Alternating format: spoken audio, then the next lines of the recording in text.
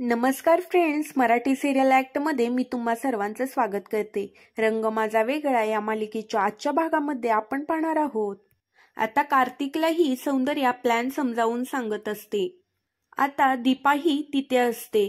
आता सौंदर्या कार्तिक आणि दीपाला म्हणत असते, आपण ज्या पद्धतीने प्लॅन वर्क करणार आहोत त्या पद्धतीने प्लॅन वर्क होत आहे।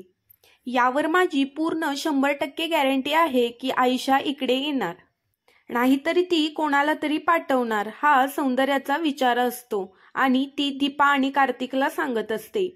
इकडे राधाई ही घरी आलेली असते आणि ती श्वेताला म्हणते, काय झालं श्वेता, ओंकार तर ठीक आहे ना? त्यावर श्वेता राधाईला म्हणते, तुला बाळाशिवाय काहीच दिसत नाही का? इथे मी सुद्धा आहे, माझी सुद्धा काळजी घे। श्वेता राधाईला म्हणते, आपलं 7 वर्षापूर्वीचं भिंग आता फुटणार आहे। त्यावर राधाई म्हणते, काय झालं? आपला आता भिंग फुटणार आहे। आपण जे सत्य लपवून ठेवलं होतं त्याचं भिंग आता फुटणार आहे, याचीच मला भीती वाटते, असं देखील श्वेता राधाईला म्हणत असते। त्यावर राधाई श्वेताला म्हणते, मग काय झालं? तुला तुझा आता ओंकार भेटलाय आणि तुझ्याकडे सर्व काही आहे, मग आता विचार करू नकोस, दीपाचं सुद्धा सगळं चांगलंच होऊ देत। आता मी देवाकडे प्रार्थना करते, असं म्हणून राधाई देवाकडे प्रार्थना करत असतात। हे लगेच श्वेताला इकडे बघवत नाही। तेवढ्यात श्वेता राधाईला म्हणते, तुझ्या मुलीवर आता काय वेळ येणार आहे? तुझी मुलगी विचार करते ते योग्यच आहे। आता तुला माहितीये का, पॉझिटिव्ह टेस्ट आल्यावर दीपा घरी येईल, ते पण त्या मुलींसकट, आणि त्या मुली घरी आल्या तर माझ्या ओंकारचे हाल होतील। ओंकारला काहीच मिळणार नाही, त्याशिवाय आयशा सुद्धा प्रेग्नेंट आहे, आता तिचं बाळ पण येईल। जर तिला मुलगा झाला तर ते सुद्धा वारसदार म्हणून ह्याच घरात येईल। मग मी काय करायचं हा मोठा प्रश्न माझ्या समोर आहे, म्हणूनच मला ओंकारची खूप काळजी वाटते, असं श्वेता राधाईला सांगत असते आणि राधाई ही श्वेताला समजवत असते। आता इकडे सौंदर्या, कार्तिक आणि दीपा बोलत असताना तिथे एक वॉर्ड बॉय येतो आणि तो सांगत असतो, बाहेर रुचाही आलेली आहे। आता जेव्हा हे सौंदर्याला समजतं तेव्हा सौंदर्या म्हणते, चला आता प्लॅनने काम करण्याची वेळ आलेली आहे। आता त्याचबरोबर सौंदर्या ही प्लॅन समजून सांगते आणि कार्तिकला आणि दीपाला बोलते, तुम्ही भांडायला सुरुवात करा। आता इकडे कार्तिक आणि दीपाला समजत नसतं की भांडायला नेमकी सुरुवात करायची कुठून। त्यावर कार्तिक म्हणतो, तूच नेहमी भांडतेस ना, आता सुरुवात कर। आता दीपा भांडायला तर सुरुवात करते, पण मध्ये मध्ये तिला खूप ऑकवर्ड फील येत असतं, पण कार्तिक सुद्धा तिला बूस्ट करत असतो, कारण काहीही झालं तर आयशेच्या बहिणीसमोर हे सगळं दाखवायचंच असतं, म्हणूनच ते दोघेही भांडायचं नाटक करत असतात आणि बाहेरून आयशेची बहीण ही ह्या दोघांची भांडणं पाहत असतात। हे पाहून तिला खूप आनंद होतो आणि ती म्हणते, मला जसं वाटत होतं तसंच झालेलं आहे, हे असंच व्हायला हवं होतं, असा देखील ते आता विचार करत असते। त्याच वेळेला सौंदर्या ही ह्या दोघांकडे पाहत असते, तिला खूप आनंद होत असतो, कारण सौंदर्याच्या सांगण्यानुसार हा प्लॅन वर्क होत असतो। त्यानंतर दीपा कार्तिकला म्हणत होती की तू आतापर्यंत खूप सुखी होतास, पण तुझ्याबरोबर तुझी मैत्रीण आयशा ही होती, आता ती काय, ती प्रेग्नेंटही आहे, पण मी माझ्या मुलींना कसं वाढवलं आहे ही मला माहीत। तेव्हा माझ्या जोडीला कोणी सुद्धा नव्हतं, पण तू अगदी सुखामध्ये होतास। आता हे सर्व आयशेची बहीण ऐकत असते आणि तिनं सर्व हे ऐकल्यानंतर ती तिथून निघून जाते। आता देखील कार्तिक आणि दीपाचं भांडणही तिथंच थांबतं। यावर सौंदर्याला खूप आनंद होत असतो आणि सौंदर्या ही हसत हसत बाहेर येते। आता इकडे आयशेची बहीण ही आयशाला फोन करून सगळं सत्य सांगते। ती म्हणते, मी कार्तिकलाच भेटायला कार्तिकडे चाललेली होती, पण मी त्या केबिनमध्ये पाहिलं आणि दीपा आणि कार्तिक भांडण चाललं होतं, म्हणूनच मी तिकडे उभे राहून त्या दोघांची भांडण पाहिली।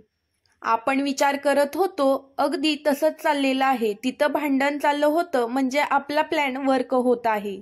मग रिपोर्टचं काय, असं तिची बहीण आयशाला विचारत असते। त्यावर आयशा म्हणते, तू काळजी करू नकोस। आता इकडे सौंदर्या दीपाने आणि कार्तिकने जे ऍक्टिंग केलेली असती त्याच्यासाठी दोघांचे अभिनंदन करत असते आणि सौंदर्या ही दोघांना अप्रिशिएट करत असते। त्यावर कार्तिक दीपाला म्हणतो की दीपा, माझ्याकडून काही चूक झाली असली तर मी तुझी क्षमा मागतो, तुला त्रास करून घेऊ नकोस. पण आता मात्र दीपा म्हणत असते, आतापर्यंत तू जे जे काही बोलला आहेस ते माझ्या चांगलंच लक्षात आहे आणि मला आता ह्या सगळ्याची सवय झालेली आहे. तर आता कार्तिक आणि दीपाचे वाद पुन्हा खरोखर सुरू होतात. त्यावर सौंदर्या म्हणते, बस झालं, मी तुम्हाला तर नाटक करायला लावलं होतं, तुम्ही आता सिरियसमध्ये का दोघं भांडताय. असं सौंदर्याने म्हणल्यावर दोघेही शांतच राहतात. आणि इकडे आता श्वेता आणि राधाई रूममध्ये असतात. राधाई ही श्वेताला समजवत असते आणि म्हणते, हो श्वेता, जे काही आता होतंय ना ते होऊ देत, तुझ्या नशिबात खूप सुख आहे आणि प्रॉपर्टीचंच म्हणत असतील, सौंदर्याताई ओंकारचाही विचार करतील हे मला पूर्णपणे माहीत आहे. असं देखील राधाई ही श्वेताला सांगून समजवत असते. तेवढ्यातच श्वेताच्या फोनवर आयशाचा फोन येतो आणि श्वेता लगेच फोन उचलते. आता आयशा ही श्वेताला म्हणत असते, श्वेता, माझं तुझ्याकडे एक महत्वाचं काम आहे, मला तुझी मदत हवी आहे, तर तू मला मदत करशील का, पण याबद्दल कोणालाही सांगायचं नाही. त्यावर श्वेता म्हणते, नाही सांगणार, पण काय आहे ते तरी सांग. त्यावर आता आयशा ही श्वेताला सांगत असते, मी प्रेग्नेंट नाही आहे, मी हे सर्व नाटक करते. आता हे सर्व ऐकल्यावर श्वेताला तर धक्काच बसतो. श्वेता म्हणते, म्हणजे तू जेलमधून बाहेर निघण्यासाठी हे नाटक केलं आहेस. आयशा म्हणते, हो, म्हणूनच मी नाटक केलं होतं, पण मला माझ्या आता प्रेग्नेन्सीचे खोटे रिपोर्ट बनवून हवे आहेत, त्यासाठी मला तू हेल्प कर. त्यावर श्वेता आयशाला म्हणते, मी तुला हेल्प करायला तयार आहे, पण तू डॉक्टर कुणाल यांना जाऊन भेट. त्यावर राधाई ही श्वेताला विचारू लागते, काय झालं आहे. त्यावर श्वेता म्हणते, आता मी तुला काहीच सांगणार नाही, पण माझी चांदी झालेली आहे, त्यामुळे तुला तर मी बिलकुलच सांगणार नाही, असं श्वेता राधाईला म्हणत असते. आता इकडे सौंदर्या दीपा बरोबर बोलत असते. त्यावर दीपा म्हणते, आता यापुढे काय करायचं. सौंदर्या म्हणते, बघ, आपण जे काही ठरवले आहे, मी जो प्लॅन केला आहे त्याप्रमाणेच वर्क झालेला आहे, त्यामुळे आता कसलीच काळजी नाही. दीपा आता सौंदर्याला म्हणत असते की त्या सुजयचं काय करायचं. सुजयनी जे काही केलं आहे त्यामुळे कार्तिक अजूनही त्या दोन मुलींचा विचार करेल का, हेच मला समजत नाहीये. सौंदर्या आता दीपाला विचारते, त्यानंतर सुजयचा फोन आला होता का. त्यावर दीपा म्हणते, नाही. आता इकडे सुजय ऑफिसमध्ये फाईल्स नीट लावत असताना त्याला ती चिठ्ठी सापडते, जी दीपाने लिहून ठेवलेली असते. पण नेमके आता तिथे असिस्टंट अनिता आलेली असते. त्याला ती चिठ्ठी वाचायची असते, त्यामुळे तो आता अनिताला म्हणत असतो, आता तरी मला एकट्याला सोड आणि बाहेर जा. त्यावर अनिता त्याला आयशेची धमकी देते. आता अनिता तिकडून निघून जाते. आता दीपाने जी चिठ्ठी ठेवलेली असते तो हा वाचून बघतो. त्यावर सुजय म्हणतो, मला कळतंय दीपा तुझी काय अवस्था झालेली असेल, पण मला खरं तर तुला त्रास द्यायचा नाही, मला तुला या सगळ्यातून बाहेर काढायचं आहे.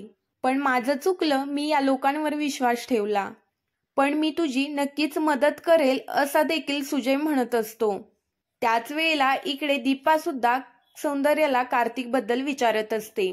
तर सौंदर्या म्हणते, बघ, जर आपल्यासोबत देव पाठीशी असेल तर काही सुद्धा आणि कधीही घडू शकतं, तू काळजी करू नकोस.